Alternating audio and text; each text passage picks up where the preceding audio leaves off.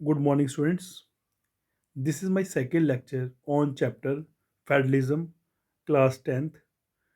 Today, I am going to start new topic that is what makes India a federal country. वह topic है आपका what makes India federal country, क्या चीज़ India को federal country बनाती है। तो topic कुछ इस तरह का है कि क्या चीज़ इंडिया को फेडरल कंट्री बनाती है। तो देखिए, हमने बेल्जियम के बारे में पढ़ा, हमने श्रीलंका के बारे में पढ़ा, हम देखा छोटी छोटी कंट्रियाँ थी। श्रीलंका भी छोटी सी कंट्री थी, बेल्जियम भी स्मॉल कंट्री थी, स्मॉल कंट्रीज थी ये। मगर इन स्मॉल कंट्रीज को अपनी डाइवर्सिटीज को मैनेज करने में बहुत प्रॉब्लम आई। तो इंडिया तो इतनी बड़ी कंट्री है, इंडिया एक बिग कंट्री है। अब एक बड़ी कंट्री को किस तरह अपने आप को मैनेज करना पड़ेगा कि इंडिया फेडरलिज्म के कंसेप्ट को बेटर तरीके से यूज कर सके। इसलिए टॉपिक का नाम दिया गया what makes India federal country, क्या चीज़ इंडिया को फेडरल कंट्री बना रही है। एज यू नो, 15 अगस्त 1947 को इंडिया को इंडिपेंडेंस मिली।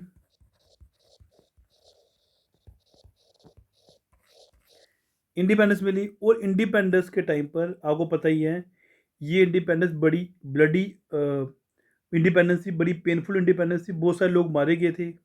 फिर जब देश आज़ाद हुआ, बहुत सारी प्रिंसली स्टेट जो थी हमारी, बहुत सारी प्रिंसली स्टेट्स थी, वो इंडिया का पार्ट बनना शुरू हुई। Princely states become part of India. तो बहुत सारी प्रिंसली स्टेट्स हमारा इंडिया का पार्ट बनना शुरू हुई। इसलिए हमारे कॉन्स्टिट्यूशन ने इंडिया को डिक्लेयर किया यूनियन ऑफ स्टेट्स। तो हम लिख सकते हैं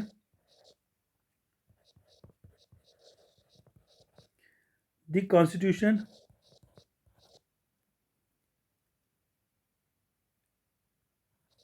declared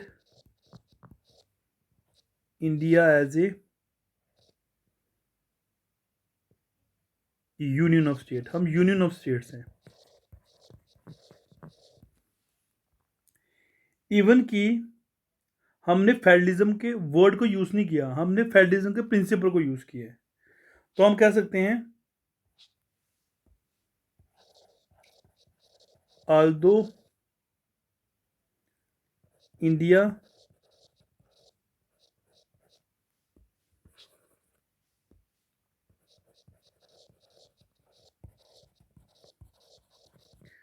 did not use the word federalism या federation, although India did not use the word federation, हम कह सकते हैं कि इंडिया ने वर्ड फेडरेशन को यूज नहीं किया, इंडिया ने फेडरलिज्म के प्रिंसिपल को यूज किया हुआ है। सो हम कह सकते हैं कि the India is based on the principles of federalism. हमने फेडरलिज्म के प्रिंसिपल्स को यूज किया। तो देखिए, कहने का क्या मतलब था। कहने का ये मतलब है कि इंडिया को क्या चीज़ फेडरल कंट्री बना रही है। तो मैंने बताया कि छोटी छोटी कंट्रीज थी, श्रीलंका, बेल्जियम, जो इतनी छोटी कंट्री थी, उनको अपनी डाइवर्सिटी को संभालने में इतनी प्रॉब्लम आई। तो बड़ी कंट्रीज का क्या होगा। जैसे कि इंडिया की बात की जाए, इंडिया बहुत बड़ी कंट्री है। 1947 में हमें इंडिपेंडेंस मिली थी, और इंडिपेंडेंस हमें बहुत ही ख़राब हालातों में मिली थी, बड़ी पेनफुल इंडिपेंडेंस थी वो। ठीक है, जब हमारा देश आज़ाद हुआ, फिर उसके बाद बहुत सारी प्रिंसली स्टेट्स जो थी वो इंडिया का पार्ट बनना शुरू हो गई। इसलिए इंडियन कॉन्स्टिट्यूशन को बोला गया कि ये यूनियन ऑफ स्टेट्स है। इवन कि हमने फेडरेशन वर्ड को यूज़ नहीं किया, हमने फेडरेशन के प्रिंसिपल्स को यूज़ किया हुआ है, उनके आदर्शों को लेकर चल रहे हैं। इसलिए हमने फेडरलिज्म के सारे फीचर्स को इंडियन कॉन्स्टिट्यूशन में अडॉप्ट किया। अगर मैं आपको फेडरलिज्म के फीचर्स पढ़ाऊँ, तो आप देखोगे कि फेडरलिज्म के जो भी फीचर्स हैं ना, 7 के 7 फीचर्स, वो सारे के सारे हमारे कॉन्स्टिट्यूशन में अप्लाई किए गए हुए हैं, उनके फीचर्स जो है हमारे प्रोविजंस ऑफ इंडियन कॉन्स्टिट्यूशन में अप्लाई किए गए हुए हैं। जैसे देखिए फीचर्स आपको दिए गए हुए हैं फेडरलिज्म के फीचर्स। अगर मैं इनके फेडरलिज्म के फीचर्स को इंडिया के कॉन्स्टिट्यूशन के साथ या इंडिया के जो कॉन्स्टिट्यूशन में प्रोविजंस हैं उनके साथ मैच करूं तो देखेंगे कि फेडरलिज्म के फीचर्स सारे ऑलमोस्ट हमारे जो है प्रोविजन ऑफ इंडियन कॉन्स्टिट्यूशन में अप्लाई हो रही हैं। जैसे 2 और मोर लेवल ऑफ गवर्नमेंट, हमारे यहाँ पे 2 या 2 से ज़्यादा लेवल ऑफ गवर्नमेंट है। सेंट्रल गवर्नमेंट है, स्टेट गवर्नमेंट है और लोकल गवर्नमेंट भी अब पावर में आ गई है 1992 के बाद। ठीक है, फिर सेंट्रल गवर्नमेंट और स्टेट गवर्नमेंट जो होती है वो सेम सेट ऑफ पीपल्स को ही गवर्न कर रही है, मगर इनकी पावर जो है वेरी करती हैं एडमिनिस्ट्रेशन में, टैक्सेशन में, लेजिस्लेशन में। तो सेम इंडिया में भी अप्लाई हो रहा है। तो हम कह सकते हैं सेकेंड फीचर भी आ रहा है। Third, constitution guarantees the authority of east tyre. Constitution guarantee देता है इनकी पावर को, अथॉरिटी को, तो इंडिया में वही अप्लाई हो रहा है। फिर next, single tier of the government does not hold the authority to change और alter the fundamental powers of the constitution of federal country, but an agreement will be needed from both sides to modify such fundamental power और right. तो मतलब single government जो है कोई changes नहीं कर सकती, अगर चेंज करने होगा तो दोनों सेंट्रल गवर्नमेंट और स्टेट गवर्नमेंट मिलकर ही चेंज करेगी। फेडरलिज्म का फीचर ये कह रहा है, तो इंडिया के कॉन्स्टिट्यूशन में भी ये चीज़ अप्लाई हो रही है, तो इसका मतलब ये फीचर भी आ रहे हैं। नेक्स्ट, कोर्ट के पास अथॉरिटी है, अगर कोई पावर में कन्फ्लिक्ट हो जाता है तो गवर्नमेंट क्या करेगी, इंटरप्रेट करेगी। ठीक है, तो ये इंडिया में भी अप्लाई हो रहे हैं, इंडियन फीचर्स इंडिया के प्रोविजन में भी अप्लाई हो रहा है, हमारे कॉन्स्टिट्यूशन में भी अप्लाई हो रही है। नेक्स्ट आप देखिए, तो ये फीचर भी हमारे कॉन्स्टिट्यूशन में अप्लाई हो रहा है कि पावर जो होंगी कोर्ट की, जो कोर्ट होगा, court have the authority to interpret the power of the different government. दोनों डिफरेंट गवर्नमेंट्स के बीच में पावर में कोई कन्फ्लिक्ट होता है तो कोर्ट इंटरफेयर करेगा। ठीक है, कोर्ट इंटरप्रेट करेगा कि किसकी पावर है किसकी नहीं, तो to ensure that they do not change the constitution, कि कॉन्स्टिट्यूशन चेंज ना हो।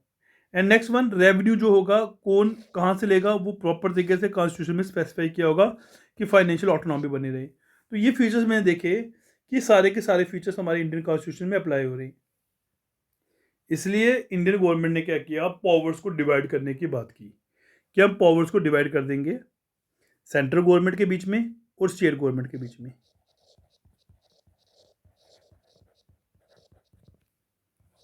और स्टेट गवर्नमेंट के बीच में पावर्स को डिवाइड किया जाएगा कि हम इनके बीच में कोई झगड़े ना हो, इसलिए हम क्या करते हैं, पावर्स को डिवाइड कर देते हैं सेंट्रल गवर्नमेंट और स्टेट गवर्नमेंट के बीच में कि कौन से लॉ बना सकता है, कौन से लॉ बना सकता है। ठीक है, तो मैंने बताया पावर्स को डिवाइड किया गया सेंट्रल गवर्नमेंट और स्टेट गवर्नमेंट के बीच में। बाद में हमारी लोकल गवर्नमेंट भी आई थी, इसलिए कॉन्स्टिट्यूशन ने क्लियरली जो लेजिस्लेटिव पावर्स हैं उनको थ्री फोल्ड में डिवाइड किया। जो ध्यान से समझना इस चीज़ को, जो लेजिस्लेटिव पावर थी हमारी,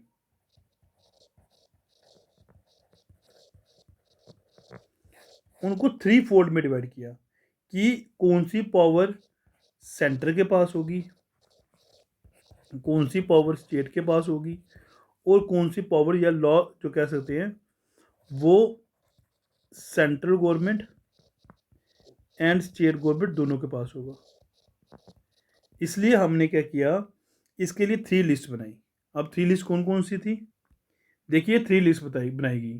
first union list, second state list, third concurrent list. अब यूनियन लिस्ट में कौन लॉ बनाएगा, सर यूनियन लिस्ट में सेंट्रल गवर्नमेंट लॉ बनाएगी, ध्यान समझना। स्टेट लिस्ट में स्टेट गवर्नमेंट लॉ बनाएगी, स्टेट लिस्ट में स्टेट गवर्नमेंट लॉ बनाएगी, और कॉन्कर्ड लिस्ट जो होगी उसमें दोनों मिलकर लॉ बनाएंगे, सेंट्रल प्लस स्टेट दोनों मिलकर लॉ बनाएंगे। ठीक है, जैसे कि यूनियन लिस्ट में कह सकते हैं central government has power to make law. Union list में सेंट्रल गवर्नमेंट का पावर लॉ बनाने की, जैसे डिफेंस हो गया, बैंकिंग हो गया, करेंसी हो गया, फॉरेन अफेयर्स हो गया, कम्युनिकेशन, इसके लिए कोई कानून बनाने होंगे सेंट्रल गवर्नमेंट बनाएगी क्योंकि ये यूनियन लिस्ट में आता है। स्टेट लिस्ट में state government has power to make laws, state government का पावर है लॉ बनाने की, जैसे पुलिस, ट्रेड, एग्रीकल्चर, इरीगेशन, ये हमारा स्टेट लिस्ट में आ जाएगा। थर्ड आ गई कॉन्कर्ड लिस्ट, जिसमें दोनों मिलकर बनाएंगे, central and state government jointly make loss. जैसे उसमें क्या क्या है, एजुकेशन आ जाएगा, फॉरेस्ट आ जाएगा, ट्रेड आ जाएगा, मैरिज आ जाएगा, अडॉप्शन आ जाएगा, सक्सेशन आ जाएगा। फिर क्वेश्चन ये होता है कि सर यहाँ पे दोनों मिलकर लॉ बनाते हैं, अगर कोई कन्फ्लिक्ट हो जाएगा तो किसके लॉ को प्रीवेल दी जाएगी।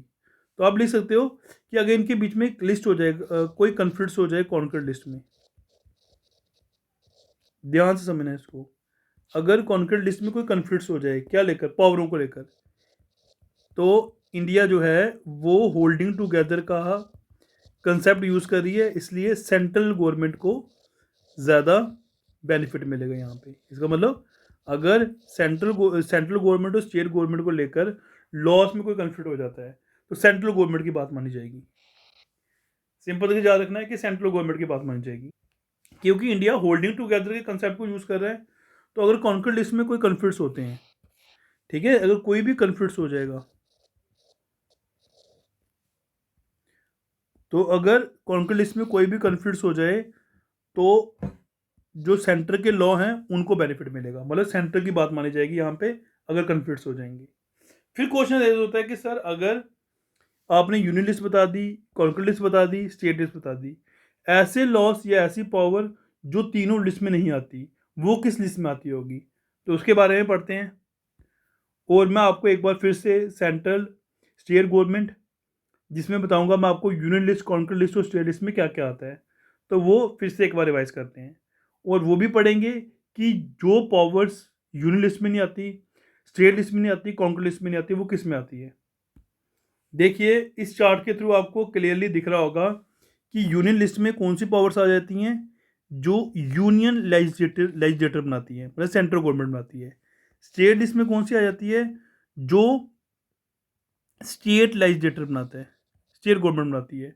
कॉन्कर्ड में कौन सी आती है, यूनियन एंड स्टेट लेजिस्लेटर दोनों बनाते हैं, वो कॉन्कर्ड लिस्ट में आती है। यूनियन लिस्ट में क्या क्या चीज़ें आती हैं sir, defence, atomic energy, foreign affairs, war and peace, banking, railway, post and telegraph, airways, ports, foreign trade, currency and coinage, ये सारे आपको याद रखने हैं। स्टेट लिस्ट में agriculture, police, prison, local government, public health, land, liquor, trade and commerce, life stock and animals husbandry, state public services. And concurrent list में, जिसमें दोनों मिलकर लॉ बनाते हैं, मगर यहाँ पे यूनियन प्रिवेल करता है अगर कन्फ्लिक्ट होंगे तो, ठीक है। एजुकेशन हो गया, transport of property other than the agriculture land, forest, trade, union, ऑर्डरेशन, एडॉप्शन, सक्सेशन, तो ये हमारा कॉन्कर्ड लिस्ट में आ जाता है। अब वो चीज़ें जो किसी में फॉलो नहीं करती, ना यूनियन लिस्ट में फॉलो करती है, ना स्टेट लिस्ट में फॉलो करती है, ना कॉन्कर्ड लिस्ट में फॉलो करती है, वो कहाँ पे आएंगी सर, उसके लिए एक अलग लिस्ट होती है, उसको बोलते हैं रेजिडुअल लिस्ट या रेजिडुअरी पावर। अब include all other matters not mention in any list, जो किसी लिस्ट में मेंशन नहीं किए गए हुए हैं, वो हमारे रेजिडुअल लिस्ट में आएंगे। अब रेजिडुअल लिस्ट में कौन सी एग्जाम्पल को बता दो बेटा, साइबर लॉस जैसे, ये किसी लिस्ट में मेंशन नहीं किए गए हुए हैं, ये हमारे रेजिडुअरी पावर में आ जाएंगे, रेजिडुअल लिस्ट में आ जाएंगे। अब सर क्वेश्चन ये होता है कि रेजिडुअरी पावर्स जो हैं उसमें पावरफुल कौन होगा, सेंट्रल गवर्नमेंट, स्टेट गवर्नमेंट। तो बताइए इंडिया होल्डिंग टुगेदर फॉलो कर रही है तो यूनियन गवर्नमेंट ही होगी। तो union legislator alone has power to legislate on such matters, मतलब यहाँ पे सेंट्रल गवर्नमेंट ज़्यादा पावरफुल होगी रेजिडुअरी पावर्स को लेकर। यहाँ तक हमें समझ आ गया कि इंडिया एक होल्डिंग टुगेदर फेडरलिज्म को फॉलो कर रहा है, और इंडियन गवर्नमेंट ने या इंडियन कॉन्स्टिट्यूशन ने पावर को 3 लिस्ट में डिवाइड किया था, यूनियन लिस्ट, स्टेट लिस्ट और कॉन्कर्ड लिस्ट। यूनियन लिस्ट में सेंट्रल गवर्नमेंट सारे डिसीजन लेगी, स्टेट लिस्ट में स्टेट गवर्नमेंट लेगी, कॉन्कर्ड लिस्ट में दोनों मिलकर लेंगे, मगर कन्फ्लिक्ट होंगे तो सेंट्रल गवर्नमेंट ज़्यादा पावरफुल होगी। जो पावर्स कहीं नहीं आ रही वो रेजिडुअरी पावर्स होंगी, वो रेजिडुअरी लिस्ट में आएंगी, तो उसमें सेंट्रल गवर्नमेंट ज़्यादा पावरफुल होगी। तो ये चीज़ें इंडिया को एक फेडरल कंट्री बना रही हैं। जैसे कि इंडिया को आपको पता ही है, इंडिया ने होल्डिंग टुगेदर फेडरेशन को फॉलो किया, तो इंडिया ने होल्डिंग टुगेदर फेडरेशन को फॉलो किया। और होल्डिंग टुगेदर में आपको पता ही है सेंट्रल गवर्नमेंट ज़्यादा पावरफुल होती है और सभी स्टेट्स के पास इक्वल पावर नहीं होती। मतलब हम कह सकते हैं होल्डिंग टुगेदर फेडरेशन जो होता है do not gives equal powers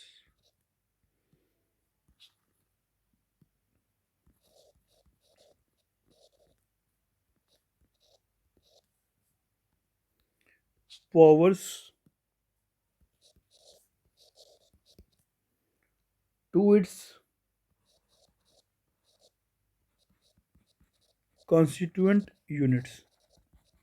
मतलब होल्डिंग टुगेदर में जो इनके यूनिट्स आ गए, जो स्टेट है, डिफरेंट डिफरेंट स्टेट्स हैं, सबके पास इक्वल पावर्स नहीं होती हैं, मतलब आइडेंटिकल पावर्स नहीं होती हैं, सेम पावर्स नहीं होती हैं। कुछ को होल्डिंग टुगेदर में स्पेशल स्टेटस मिला है, कुछ स्टेट्स को स्पेशल स्टेटस मिला हुआ है। अब आप बोलोगे कौन कौन सी एग्जांपल्स हैं जिनको स्पेशल स्टेटस मिला है? असम है, नागालैंड है, अरुणाचल प्रदेश है,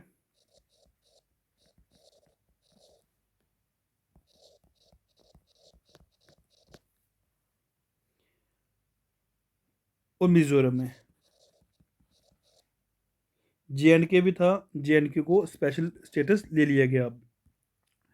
तो हम कह सकते हैं कि असम, नागालैंड, अरुणाचल प्रदेश, मिजोरम को स्पेशल स्टेटस मिला है, स्पेशल पावर्स है इनकी, आर्टिकल 371 के अकॉर्डिंग।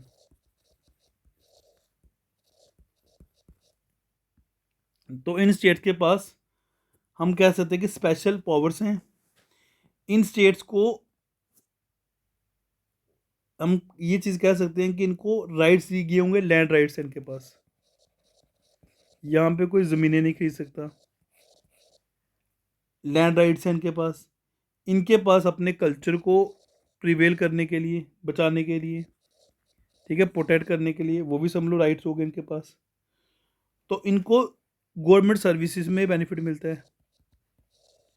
तो कुछ स्टेट्स ऐसी थी जो इंडिया में जिनको स्पेशल स्टेटस मिला था, असम, नागालैंड, अरुणाचल प्रदेश, मिजोरम। इसका मतलब Indians who are not the permanent resident of the state, जो इंडियन इस स्टेट्स के परमानेंट रेजिडेंट नहीं है, ठीक है, इन स्टेट्स के, वो यहाँ पे ज़मीनें नहीं खरीद सकते। ये तो मैंने स्टेट्स की बात कर ली। अब कुछ ऐसे यूनिट्स हैं जो बहुत छोटे थे। इंडिया में कुछ ऐसी स्टेटें थी जो स्टेट ही बन सकती थी, वेरी स्मॉल यूनिट्स थे वो। तो गवर्नमेंट ऑफ इंडिया ने क्या किया, उनको उनको बहुत कम पावर्स दी, उनकी पावर्स कम कर दी, लिटरस पावर देना शुरू कर दी उनको। उनको हमने यूटी में कन्वर्ट कर दिया, यूनियन टेरिटरीज बना दिया। क्योंकि ये एरिया जो थे ये बहुत छोटे थे, और ये इतने छोटे थे किसी से मर्ज भी नहीं हो सकते थे, और अकेले ये स्टेट की आइडेंटिटी नहीं फॉलो कर सकते थे। तो इसलिए इनको हमने क्या कर दिया, इसको यूटी में कन्वर्ट कर दिया, यूनियन टेरिटरीज बना दिया। एग्जाम्पल है चंडीगढ़, लक्षद्वीप,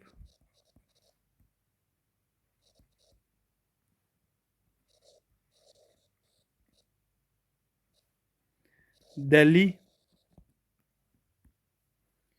हमारे जे बन गई हुई है। तो ये हमारी यूटीज में आ गया। इनको हमें यूटीज बना दिया क्योंकि ये बहुत छोटी थी, स्मॉल यूनिट्स थी, पावरें कम है इनके पास। क्योंकि ये इतना एरिया छोटा था, ना तो किसी मर्ज हो सकता था, ना ये इंडिपेंडेंट स्टेट की आइडेंटिटी फॉलो कर सकता था। इसलिए गवर्नमेंट ऑफ इंडिया ने इनको क्या कर दिया, यूटीज में कन्वर्ट करवा दिया। क्योंकि इंडिया होल्डिंग टुगेदर का फेडरेशन फॉलो कर रही है, होल्डिंग टुगेदर में सबके पास इक्वल पावर नहीं होती हैं। कुछ स्टेट्स को यहाँ पे स्पेशल पावर दी गई हुई है, मैंने आपको एग्जांपल बता दी। और कुछ एरियाज ऐसे जो बहुत छोटे थे, जिनके पास बहुत कम पावर है, क्योंकि ये सब मर्ज नहीं हो सकते थे, ठीक है, ना तो ये अपनी इंडिपेंडेंट स्टेट बन सकते थे क्योंकि बहुत छोटे थे। तो इनको हमने यूटीज में कन्वर्ट कर दिया, यूनियन टेरिटरीज में। अब क्वेश्चन ऐसे होता है कि सर यूटीज को कौन चलाता है? तो बेटा यूटीज को सेंट्रल गवर्नमेंट चलाती है। तो it mean to say the central government has special power to in running this areas. तो हम कह सकते हैं central government runs these areas, इन एरियाज को सेंट्रल गवर्नमेंट रन करता है। तो ये भी आपको याद रखना है, इंपॉर्टेंट है, क्योंकि बोर्ड एग्जाम में ऑब्जेक्टिव टाइप क्वेश्चन आ सकता है आपको। इसलिए इंडिया को हम कह सकते हैं कि इंडिया एक फेडरल कंट्री है। ये चीज़ें इंडिया को फेडरल कंट्री बना रही है। अब देखो हमने पावर्स क्या की थी, पावर्स हमने डिवाइड कर दी थी सेंट्रल गवर्नमेंट और स्टेट गवर्नमेंट के बीच में। तो बेटा इसमें एक चीज़ याद रखनी है कि पावर जो थी, पावर डिवाइड की गई सेंट्रल गवर्नमेंट और स्टेट गवर्नमेंट के बीच में, आपने देखा। और कुछ पावर्स ऐसी थी जो दोनों को मिली, सेंट्रल गवर्नमेंट को मिली, स्टेट गवर्नमेंट को मिली। मगर उसमें सेंट्रल गवर्नमेंट ज़्यादा पावरफुल थी। यूनियन लिस्ट, स्टेट लिस्ट और कॉन्कर लिस्ट, आपने कंसेप्ट पढ़ा। फिर हमारा स्ट्रक्चर इतना बेटर तरीके से बना, या ये अरेंजमेंट इतने बेटर तरीके से बना कि पार्लियामेंट भी चाहे ना इसमें चेंजेस नहीं कर सकती। पार्लियामेंट खुद चाहे तो चेंजेस नहीं कर सकती। इसका मतलब पावर्स प्रॉपर तरीके से डिवाइड की गई हुई हैं इंडियन कॉन्स्टिट्यूशन में, सेंट्रल गवर्नमेंट और स्टेट गवर्नमेंट के बीच में। फिर मैं बताया कुछ पावर्स दोनों को मिल जाती हैं, मगर उसमें सेंटर ज़्यादा पावरफुल होता है, और जो कहीं नहीं होती वो रेजिडुअल लिस्ट में होती है। फिर मैंने कहा पार्लियामेंट जो है वो खुद चाहे चेंजेस नहीं कर सकती। अगर आपको चेंजेस करनी है तो दोनों हाउसेस का, Lok Sabha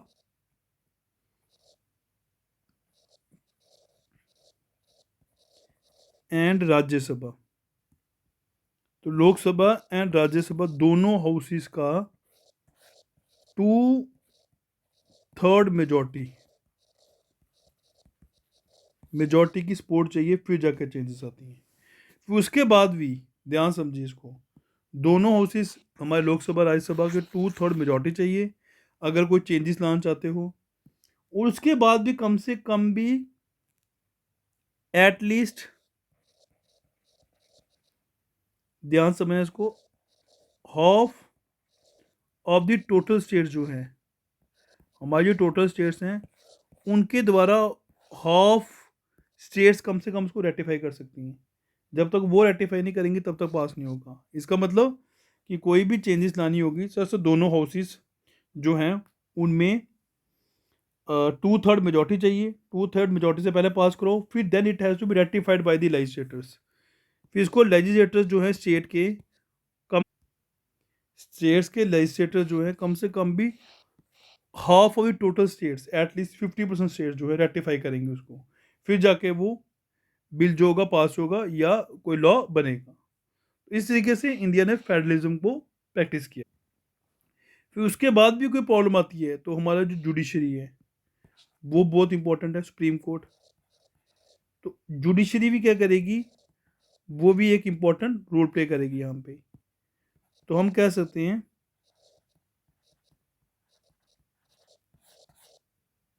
judiciary plays an important role in overseeing the implementation of constitutional provision and procedure. But judiciary एक इंपॉर्टेंट रोल प्ले करेगी, वो देखेगी कि प्रॉपर तरीके से इंप्लीमेंटेशन हो रही है कि नहीं हो रही, कोई प्रॉब्लम तो नहीं आ रही। तो यहाँ पे जुडिशरी का भी इंपॉर्टेंट रोल पे आ गया, तो क्योंकि जुडिशरी फाइनल अथॉरिटी हो गई, सुप्रीम कोर्ट सबसे हाईएस्ट अथॉरिटी है, उसको चैलेंज कोई नहीं कर सकता। सो इस तरीके से इंडिया ने फेडरलिज्म को प्रैक्टिस किया। मतलब कि अगर पावर्स को लेकर कोई डिस्प्यूट हो जाता है सेंट्रल गवर्नमेंट और स्टेट गवर्नमेंट के बीच में, तो जुडिशरी जो है वो वहाँ पे रोल प्ले करेगी। जुडिशरी बताएगी किसकी क्या पावर है, कौन कहाँ पे वर्क कर सकता है। तो जुडिशरी की बात दोनों की माननी पड़ेगी, मतलब हाई कोर्ट और सुप्रीम कोर्ट की बात जो होगी वो फाइनलाइज होगी।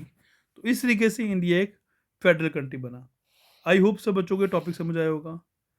सो बेटा ये इंपॉर्टेंट टॉपिक था। फिर देखिए ध्यान से, टॉपिक था आपका what makes India federal country. क्या चीज़ इंडिया को फेडरल कंट्री बता रही है, क्या चीज़ इंडिया को फेडरल कंट्री बना रही है। तो मैंने बताया बेल्जियम और श्रीलंका बड़ी छोटी सी कंट्री थी, फिर भी वहाँ पे कन्फ्लिक्ट्स होने के चांसेस बढ़ गए थे। तो जो बड़ी कंट्रीज हैं वो कैसे संभालेगी अपने आप को, लाइक इंडिया। जैसे इंडिया को इंडिपेंडेंस मिली थी 15 अगस्त 1947 को, तो बहुत ज़्यादा ब्लडी पार्टीशन हुई थी उस टाइम पर। फिर प्रिंसली स्टेट्स आके मिल गई थी इंडिया के साथ, तो इंडिया को हम यूनियन ऑफ स्टेट्स बोलते हैं। इवन की फेडरेशन वर्ड यूज़ ही नहीं किया गया इंडियन कॉन्स्टिट्यूशन में। इंडिया ने प्रिंसिपल्स ऑफ फेडरेशन को फॉलो किया। फिर मैंने देखा कि इंडिया की जो पावर्स थी उनको प्रॉपर तरीके से डिवाइड किया गया सेंट्रल गवर्नमेंट स्टेट गवर्नमेंट के बीच में, और सेंट्रल गवर्नमेंट स्टेट गवर्नमेंट दोनों मिलकर भी डिसीजन ले सकती हैं। मतलब 3 लिस्टें बनाएगी, एक यूनियन लिस्ट, एक स्टेट लिस्ट, एक concurrent list. Union list, state list, concurrent list. Union list में सारी की सारी पावरें सेंट्रल गवर्नमेंट के पास होंगी, स्टेट लिस्ट में स्टेट के पास होंगी, कॉन्कर्ड लिस्ट में दोनों के पास होंगी। अगर कोई झगड़ा होता है सेंट्रल गवर्नमेंट ज़्यादा पावरफुल होगी, जो कहीं फॉल नहीं करेगी वो रेजिडेंट लिस्ट में आ जाएंगी। फिर मैंने बताया इंडिया होल्डिंग टुगेदर फेडरेशन को फॉलो कर रहा है। होल्डिंग टुगेदर में सबके पास सेम पावर्स नहीं होती, पावरें जो होती हैं डिफरेंट हो जाती हैं। स्टेटों में सबके पास सेम पावर नहीं होती, कुछ स्टेटों को स्पेशल पावर दी गई, असम, नागालैंड, अरुणाचल प्रदेश, मिजोरम। यहाँ पे आर्टिकल 371 है। इनके पास लैंड राइट है, कल्चर और गवर्नमेंट सर्विस को लेकर के बाद राइट है। कुछ एरियाज बहुत छोटे थे, वो अपने आप को स्टेट नहीं बना सकते थे और किसी साथ मर्ज भी नहीं हो सकते थे, उनको यूटीज बना दिया गया। उनके पास बहुत कम पावर है, चंडीगढ़, लक्षद्वीप, दिल्ली, यूटीज में यूटी एग्जाम्पल आ गई। यहाँ पे सेंट्रल गवर्नमेंट इन एरियाज को चलाती है, किनको, यूटीज को। फिर मैंने कहा पावर्स को डिवाइड किया गया था सेंट्रल गवर्नमेंट और स्टेट गवर्नमेंट के बीच में, हमने पढ़ा union list, state list, conquer list, वो लिस्ट हमने पढ़ी, आपको वो पता होना चाहिए। फिर मैंने बताया कि हमारा अरेंजमेंट इतना अच्छे तरीके से कि पार्लियामेंट भी चाहे तो चेंजेस नहीं कर सकती, अगर चेंजेस चाहिए तो 2/3 मेजोरिटी चाहिए दोनों हाउसेस की। उसके बाद एटलीस्ट रेटिफाई करवाना है टोटल स्टेट्स की हाफ लेजिस्लेटर से, फिर जाके वो बिल पास होगा। फिर जुडिशरी मैंने बताया सबसे इंपॉर्टेंट रोल प्ले करती है, अगर कोई कन्फ्लिक्ट्स हो जाते हैं स्टेट के बीच में और सेंट्रल गवर्नमेंट के बीच में, तो यहाँ पे जो हमारा जुडिशरी है, सुप्रीम कोर्ट, वो हाईएस्ट अथॉरिटी है, तो वो इन कन्फ्लिक्ट्स को सॉल्व कराएगा। तो इन चीज़ों को देखकर हम कह सकते हैं कि इंडिया एक फेडरल कंट्री है। इस चीज़ ने इंडिया को फेडरल कंट्री बनाया। अब जो नेक्स्ट टॉपिक हम डिस्कस करेंगे उसमें हम देखेंगे हाउ फेडरलिज्म प्रैक्टिस। अब हम देख लिया what makes India federal country, क्या चीज़ इंडिया को फेडरल कंट्री बना रही है। अब अगला टॉपिक में पढ़ेंगे कि फेडरलिज्म प्रैक्टिस कैसे हुआ इंडिया में।